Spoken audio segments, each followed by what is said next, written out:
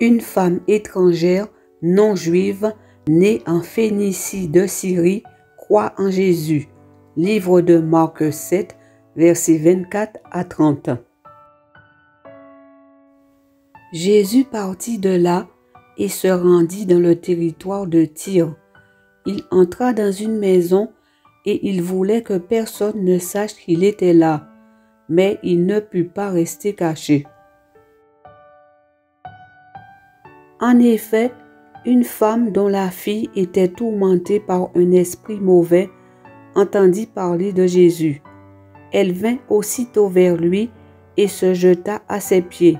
Cette femme était non juive, née en Phénicie de Syrie.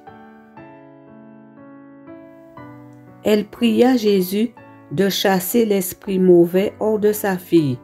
Mais Jésus lui dit, « Laisse d'abord les enfants manger à leur faim, car il n'est pas bien de prendre le pain des enfants et de le jeter aux chiens. » Elle lui répondit, « Pourtant, maître, même les chiens sous la table mangent les miettes que les enfants laissent tomber. » Alors Jésus lui dit, « À cause de cette réponse, tu peux retourner chez toi. L'esprit mauvais est sorti de ta fille. » Elle retourna donc chez elle, et là, elle trouva son enfant étendu sur le lit. L'esprit mauvais l'avait quitté.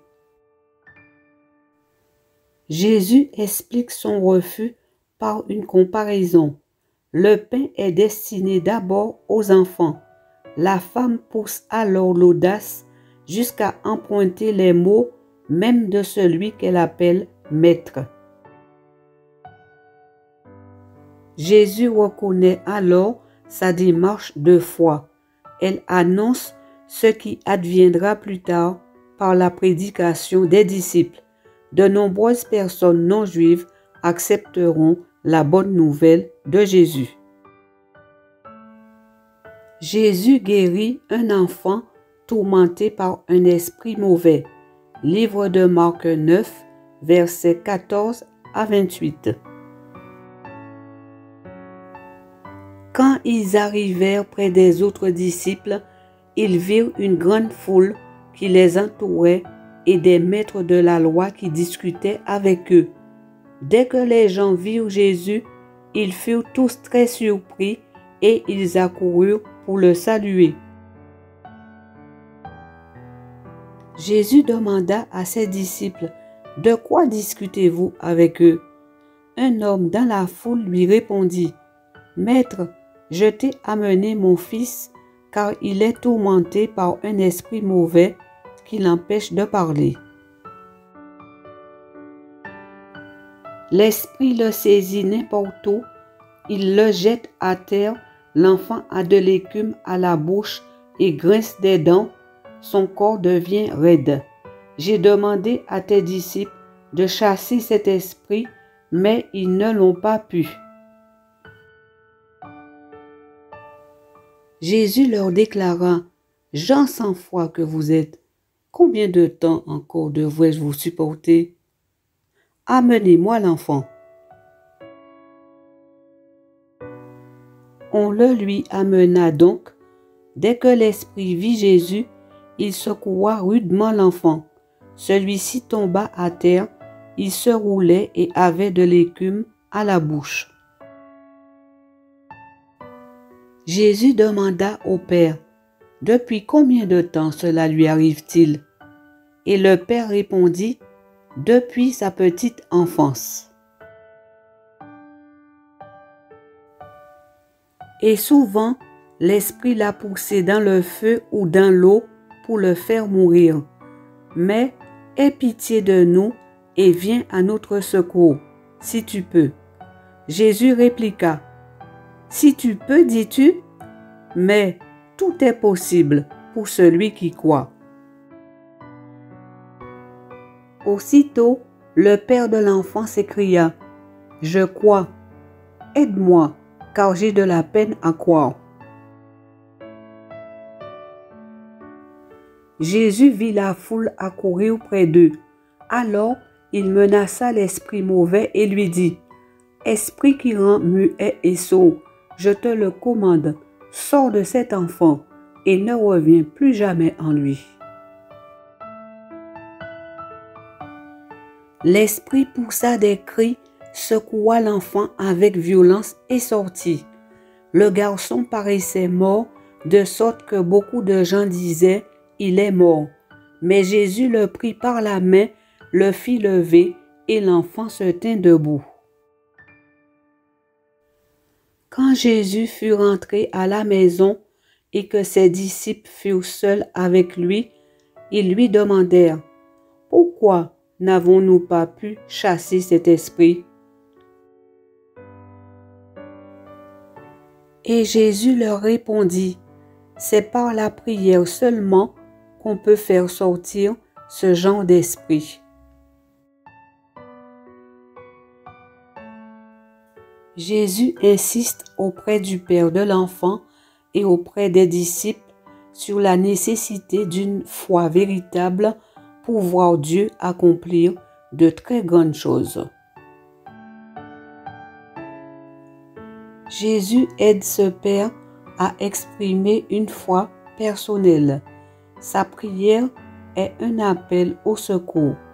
Dieu l'entend. Verset biblique d'exhortation sur la foi.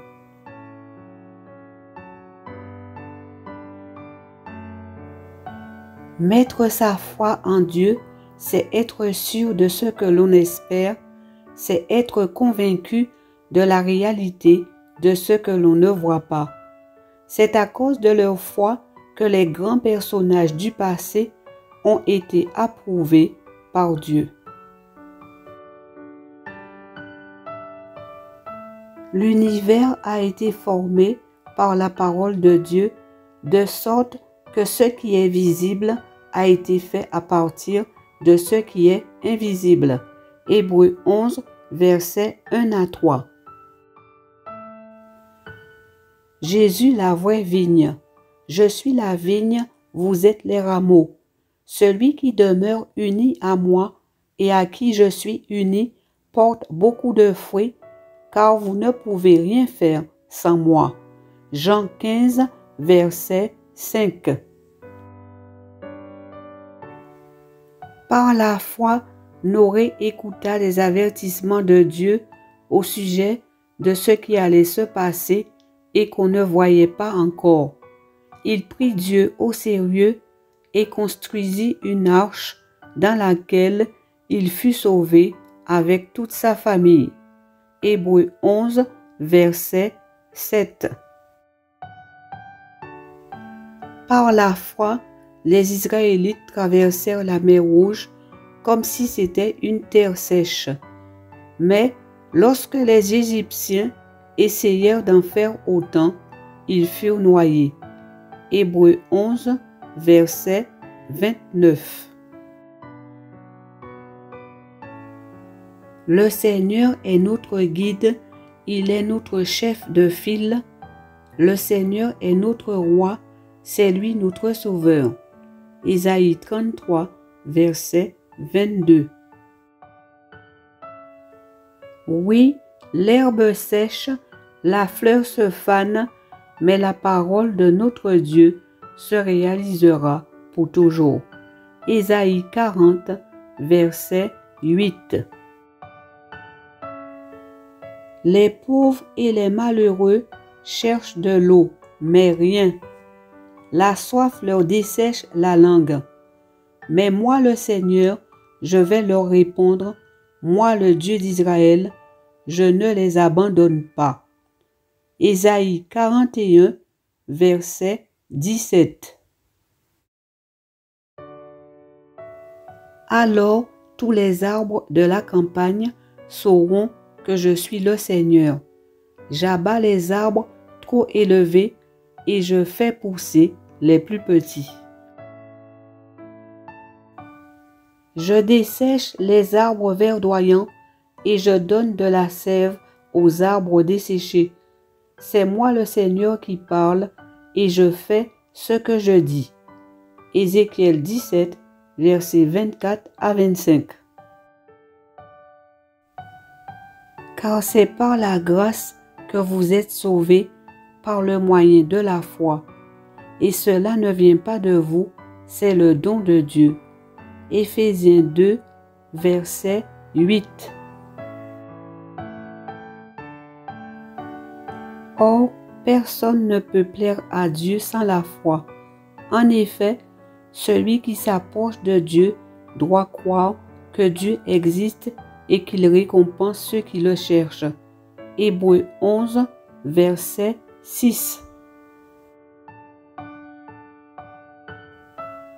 Que le Saint-Esprit fasse prospérer votre foi dans le Seigneur jour après jour.